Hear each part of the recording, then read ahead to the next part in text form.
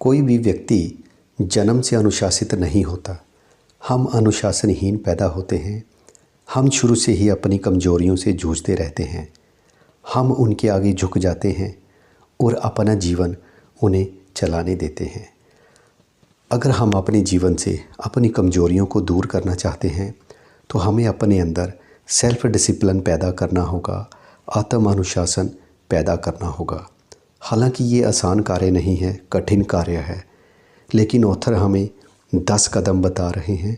इन steps को follow करके हम अपने अंदर आत्म अनुशासन को पैदा कर सकते हैं। प्लेटो कहते हैं, पहली और सबसे अच्छी जीत स्वयं पर विजय पाना है। दूसरों पर काबू पाना ताकत है, अपने आप पर काबू पाना ही सच्ची शक्ति है। लाओ त्यूस। जिम रोहन कहते हैं, अनुशासन लक्ष्य और उपलब्धि के बीच का पुल है। तो अगर हम जीवन में सफल होना चाहते हैं तो हमें अपने अंदर सेल्फ डिसिप्लिन को पैदा करना होगा, अपने आप पे काबू पाना होगा, अपनी कमज़ोरियों को दूर करना होगा और हमें निरंतर काम करना होगा। Hello friends, DV global empire channel में मैं आपका फिर से वेलकम करता हूं। आज की बुक समरी लेके आया हूं। डिसिप्लिन है जहां सफलता है वहां। इस बुक को इंग्लिश में कहेंगे how to lead a disciplined life, जिसको लिखा है डेमन जेहरिएट्स ने। इस बुक से रिलेटेड मेरा ये सेकंड वीडियो है। आज के वीडियो में हम सिर्फ ये जानेंगे कि सेल्फ डिसिप्लिन को पैदा कैसे करना है। अगर वीडियो पसंद आए तो लाइक करना, शेयर करना, चैनल को सब्सक्राइब ज़रूर करना। पहला स्टेप ये है कि आप लॉन्ग टर्म गोल के साथ साथ शॉर्ट टर्म गोल ज़रूर बनाइए। आपने सोचा कि मैं 5 साल बाद, 10 साल बाद, 15 या 20 साल बाद कुछ हासिल करना चाहता हूँ। लॉन्ग टर्म गोल को टालना आसान होता है। आप प्रॉपर एफर्ट्स नहीं लगाओगे, आप बड़ी लाइट अप्रोच के साथ आगे बढ़ोगे। लेकिन जब आपके शॉर्ट टर्म गोल होंगे, लाइक मैंने डेली बेसिस पे क्या करना है, मैंने हफ्ते के अंदर क्या हासिल करना है, मैंने इस महीने के अंदर क्या हासिल करना है, इस तरह के जो आपके शॉर्ट टर्म गोल होंगे वो आपके अंदर एनर्जी रखेंगे, आपको एक्टिवेट करते रहेंगे और आप जो है पर्याप्त एफर्ट्स डालते रहेंगे। सेल्फ डिसिप्लिन को पैदा करने के लिए आपने डेली बेसिस पे क्या करना है ये ज़रूर डिसाइड कीजिए। आपको क्लैरिटी होनी चाहिए, मैंने हासिल क्या करना है। लक्ष्य को निर्धारित करना कोई बड़ी बात नहीं है, कोई भी कर सकता है, लेकिन उस लक्ष्य को हासिल करने के लिए हर रोज़ लगातार जो काम करना होता है वो चैलेंजिंग होता है। इसलिए आप रोज़ क्या करेंगे, इस तरह का टारगेट ज़रूर सेट कीजिए। आप वीकली क्या करेंगे, महीने के अंदर क्या हासिल करना चाहते हैं। अगर आप ऐसा करेंगे तो ये चीज़ आपके अंदर जो है सेल्फ डिसिप्लिन को पैदा करेगी। आप जब अपने लक्ष्यों की दिशा में काम करते हैं तो निरंतरता जोश से कहीं अधिक महत्व रखती है। पता लगाएं कि आपको क्या करना ही चाहिए और फिर उसे हर दिन करें। आपको परफेक्ट होने की ज़रूरत नहीं है, आपको बस निरंतर लगातार उसे करते रहना है। आपकी निरंतरता आपको गति देगी, स्पीड देगी, आपके अंदर सेल्फ डिसिप्लिन को पैदा करेगी। सेल्फ डिसिप्लिन के निर्माण में भूल चूक होती रहती है। कुछ चीज़ें दूसरों से बेहतर काम करती हैं, कुछ चीज़ें आपके पक्ष में बिल्कुल काम नहीं करेंगी। ये जानने के लिए कि आप आगे बढ़ रहे हैं, परिणामों पर नज़र रखना ही एकमात्र उपाय है। आपके पास अपने प्रयासों के परिणाम का पता लगाने का कोई ना कोई तरीका होना चाहिए। आपका ट्रैकिंग सिस्टम ये बताएगा कि आप सही रास्ते पर हैं या फिर आपको उसमें फेरबदल करने की ज़रूरत है। क्योंकि जब हम डेली बेसिस पे काम करेंगे, कभी हमारे इमोशंस, कभी हमारी भावनाएं, हमारी मानसिकता, हमारे अंदर आलस्य, कई तरह की चीज़ें होंगी जिनको हमें मैनेज करना होगा। फिर हमें ये पता लगाना है कि हम सही दिशा में जा रहे हैं या नहीं। तो उसके लिए एक सिंपल अप्रोच ये भी हो सकती है कि आपने जो डेली बेसिस पे कार्य करना है, आप एक कैलेंडर लगाइए। जिस दिन आप उस कार्य को करते हैं आप उसके आगे टिक लगाइए। तो इस तरीके से भी आप अपने काम की, अपने रिज़ल्ट की ट्रैकिंग कर सकते हैं, या फिर जो आपको ठीक लगे। लेकिन आप अपनी प्रगति पर नज़र रखने का तरीका ज़रूर ढूंढें। तीसरा कदम ये है, ये जानना कि हम किसी काम को कर क्यों रहे हैं।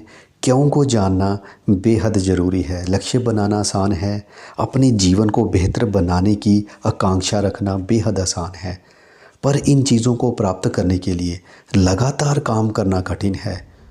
और यदि आपका कारण स्पष्ट नहीं है तो लंबे समय तक काम करना भी लगभग असंभव होता है। फिर चाहे आपके अंदर जितनी मर्जी प्रेरणा हो, आप जितने मर्जी कॉन्फिडेंट हो, जितना मर्जी कॉन्फिडेंस आपके अंदर हो, उस केस में क्या होता है कि जब आपके सामने परिस्थितियां ख़राब आएंगी, रुकावटें आएंगी, तो आप हार मान लेंगे। दूसरी ओर यदि आपके पास कोई सॉलिड रीज़न है किसी काम को करने का, तो ये चीज़ आपको जो है प्रेरित करती रहेगी। हालात कठिन होने पर भी आप डटे रहेंगे, आप आगे बढ़ते रहेंगे। एक और इम्पॉर्टेंट स्टेप आता है, इसमें होता है प्रतिरोध का प्रबंध करना सीखें। प्रतिरोध की जब भी हम कोई कार्य शुरू करते हैं तो कोई ना कोई रुकावट, बाधा, अड़चन का आना, उसको प्रतिरोध कहते हैं। जब भी हम कोई कार्य या लक्ष्य अपने हाथ में लेते हैं, शुरू करते हैं, तो इसके लिए हमें थोड़े सेल्फ डिसिप्लिन की ज़रूरत होती है। लेकिन जब हम कोई कार्य शुरू करते हैं तो हमें रुकावटों का भी सामना करना पड़ता है। ये प्रतिरोध हमें उस चीज़ से दूर कर देता है जिसे हम पूरा करना चाहते हैं। ये हमें प्रलोभित करता है, हमें लालच देता है, ये हमारा ध्यान भटकाता है, ये हमें पटरी से उतार देता है। किसी भी प्रयास में हमारी सफलता, चाहे वह छोटी हो या बड़ी, अक्सर इस बात पर निर्भर करती है कि हम इस रुकावट, इस प्रतिरोध के विरुद्ध कार्य कर सकते हैं या नहीं। कभी कभी हम जिस प्रतिरोध का अनुभव करते हैं, महसूस करते हैं, वह हमारे भीतर से उत्पन्न होता है। हम भय, उदासी और अकेलेपन जैसी अपनी नेगेटिव भावनाओं से प्रभावित होते हैं। मानसिक तनाव और विनाशकारी सोच हम पर हावी हो जाती है। इस बीच अंदर से आने वाली एक आवाज़ हमारी आलोचना करती है। वह हमें बताती है कि हम इतने अच्छे नहीं हैं और हमारे इरादों को विफल करने की कोशिश करती है। कभी कभी हमें जिस रुकावट, जिस प्रतिरोध का सामना करना पड़ता है, वह हमारे परिवेश में होता है, हमारे सराउंडिंग से पैदा होता है। सहकर्मी आकर बातचीत करने लग जाते हैं, ऐसी बैठकें की जाती हैं जिनसे कोई उद्देश्य पूरा नहीं होता। हमारे टेलीविज़न, फ़ोन, रेफ्रिजरेटर भी हमें लुभाते हैं। ईमेल, सोशल मीडिया और हमारी फेवरेट वेबसाइट्स लगातार हमारा ध्यान भटकाने की कोशिश करती रहती हैं। प्रतिरोध वह बाधा है जो हमें जल्दी उठने, अपनी डाइट पर टिके रहने, परीक्षा के लिए पढ़ने और गपशप करने की बजाय काम करने से रोकती है। ये हमें अपने घरों की सफाई करने, पैसे बचाने और जिम जाने से रोकती है। ये चुनौतीपूर्ण पुस्तकें पढ़ने, अपने समय का प्रबंधन करने और अपनी भावनाओं को कंट्रोल करने के हमारे इरादों को विफल कर देता है। प्रतिरोध, चाहे वह हमारे भीतर उत्पन्न हो या हमारे सराउंडिंग में, हमेशा हमारे आत्म अनुशासन के विपरीत होता है।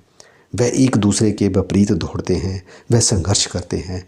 इसलिए सेल्फ डिसिप्लिन विकसित करने के लिए हमें आंतरिक और बाहरी प्रतिरोध से निपटने के लिए एक रणनीति विकसित करने की ज़रूरत होती है।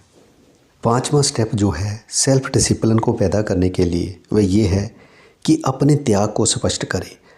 मतलब हम जब भी कोई बड़ा काम करेंगे तो कुछ चीज़ों को हमें छोड़ना होगा।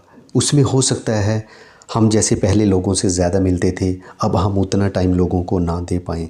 अगर हम सोशल मीडिया पे पहले ज़्यादा एक्टिवेट रहते थे तो हो सकता है हमें सोशल मीडिया का जो अपना टाइम है उसको कम करना पड़े। मतलब ये जानना कि मुझे कौन सी चीज़ें जो हैं अभी छोड़नी होंगी और कौन सी चीज़ें अंदर पैदा करनी होगी, सो दैट जो मेरा लक्ष्य है मैं वहाँ तक पहुँच जाऊँ। सिडनी हार्वर्ड कहते हैं, आप क्या चाहते हैं ये जानने का आधा हिस्सा ये होता है कि उसे पाने से पहले आपको क्या छोड़ना होगा। तो अपने त्याग को स्पष्ट करें। स्टेप नंबर 6 कहता है 10-10-10 नियम का इस्तेमाल करें। क्या है ये नियम, समझते हैं। यदि आपने अपनी भावनाओं को, अपने इमोशंस को अपने निर्णय लेने की अनुमति दी तो खेदजनक स्थितियां पैदा होंगी। 10-10-10 नियम इस समस्या का समाधान करने के लिए आपके दृष्टिकोण को बढ़ावा देता है और आपको इनकरेज करता है कि आप तर्क का उपयोग करें ताकि आपकी भावनाओं की शक्ति कम हो। ये इस प्रकार काम करता है, जब भी आपके सामने अपनी योजनाओं पर टिके रहने या अपने इमोशंस के आगे हथियार डालने के बीच कोई विकल्प चुनना हो तो आप अपने से ये 3 क्वेश्चन पूछ सकते हैं। मैं अपने निर्णय के बारे में 10 मिनट बाद कैसा महसूस करूँगा? मैं अपने इस डिसीजन के बारे में 10 घंटे बाद कैसा महसूस करूँगा, मैं अपने इस डिसीजन के बारे में 10 दिनों बाद कैसा महसूस करूँगा। यदि आप अपनी इच्छाओं के आगे झुक जाते हैं और अपने आत्म अनुशासन को त्याग कर इमीडिएट संतुष्टि के पीछे भागते हैं तो आप 10 मिनट में अद्भुत महसूस कर सकते हैं।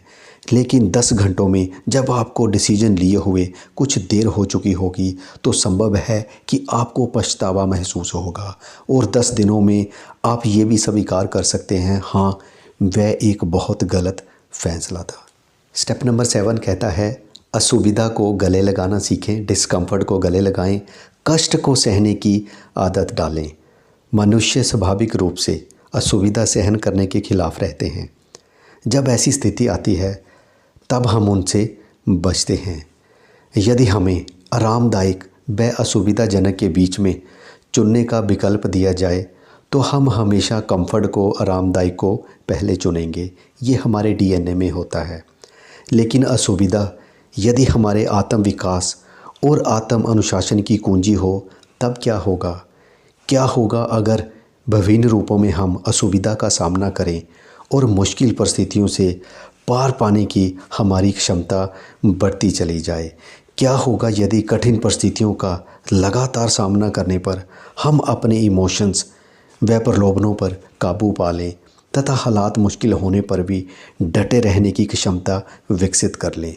सच यही है कि असुविधा हर जगह है और ये कभी दूर नहीं होगी। हम कभी इससे पूरी तरह छुटकारा नहीं पा सकते हैं, लेकिन हम थोड़ा थोड़ा कर ही सही अपनाना सीख सकते हैं। और यदि हम ऐसा करने में कामयाब होते हैं तो हम इसका उपयोग अपनी परिस्थितियों की परवाह किए बिना अपने लक्ष्यों के प्रति प्रतिबद्ध रहने के लिए खुद को प्रशिक्षित करने के उद्देश्य से कर सकते हैं।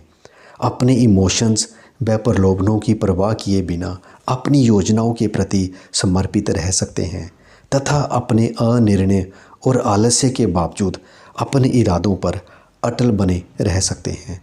दूसरे शब्दों में हम अपनी असुविधा का लाभ उठा सकते हैं और इसका उपयोग अपने आत्म अनुशासन, सेल्फ डिसिप्लिन को मजबूत करने के लिए कर सकते हैं। स्टेप नंबर 8 है, वह ये कहता है कि अगर आप अपने अंदर अच्छा सेल्फ डिसिप्लिन बनाना चाहते हैं तो आपके जो भी स्टेप हैं, आप जो भी रोज़ करना चाहते हैं उसका एक रूटीन बना लें और रूटीन से धीरे धीरे आपकी आदत बन जाएगी, आपका एक सिस्टम बन जाएगा।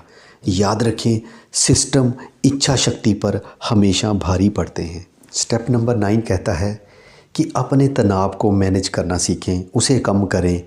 तनाव कुछ परिस्थितियों में तो आपके लिए ठीक हो सकता है, लेकिन अधिक तनाव और लंबे समय तक तनाव का रहना यह आपके लिए ठीक नहीं है। इसको मैनेज करना सीखें।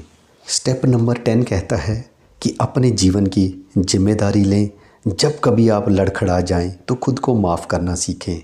असफलता को गलत ना माने, असफलता सफलता का एक हिस्सा है। इसी के साथ दोस्तों आज के वीडियो को यहीं पे समाप्त कर रहा हूँ। उम्मीद करता हूँ कि आप अपने जीवन में सेल्फ डिसिप्लिन को पैदा करेंगे और जीवन में आगे बढ़ेंगे। वीडियो अच्छा लगा हो तो लाइक करना, शेयर करना, चैनल को सब्सक्राइब ज़रूर करना। Thanks for watching.